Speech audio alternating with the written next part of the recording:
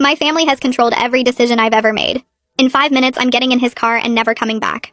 I grew up in a strict traditional household where everything was already decided for me before I could walk. What I would study, who I would marry, how many children I would have. My parents immigrated here before I was born, and they held on to the old ways like a lifeline. I was their only daughter, and they had big plans for me. When I was 12, my mother sat me down and told me I would marry a boy named Raj when I turned 21. He was the son of my father's business partner back home. I had never met him. I had never even seen a picture of him. But according to my parents, this was an honor and I should be grateful. I nodded and said yes because that's what I always did. I was the perfect daughter. I got straight A's. I never talked back. I wore what they told me to wear and went where they told me to go. I had no friends outside of our community because my parents didn't trust American kids. My entire life was controlled down to the minute. When I turned 16, I started working at my uncle's restaurant after school. That's where I met him. His name was Danny, and he worked in the kitchen washing dishes. He had messy brown hair and green eyes and a crooked smile that made my stomach flip every time I saw it. The first time we talked, he made me laugh so hard I snorted, and I was so embarrassed I avoided him for a week. But he kept finding ways to talk to me.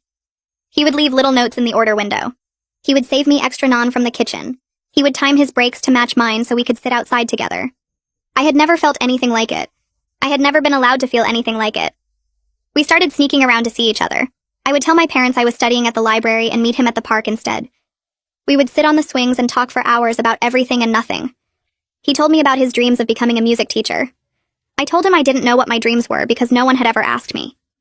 He looked at me with those green eyes and said I had time to figure it out, that maybe figuring it out was the whole point. I fell in love with him slowly, and then all at once. By the time I turned 18, I knew I couldn't marry Raj. I couldn't marry someone I had never met while the boy I loved was right in front of me. I told Danny about the arrangement, and he held my hands and said we would figure it out together. For 2 years, we planned in secret. I took extra shifts and hid the money in a shoebox under my bed. Danny picked up a second job and saved every dollar. We researched apartments in cities far enough away that my family wouldn't find us. We made a timeline. We made a budget.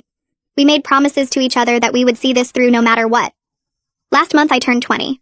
My mother started talking about wedding preparations. She showed me pictures of dresses and venues. She talked about flying Raj over to meet me properly before the ceremony.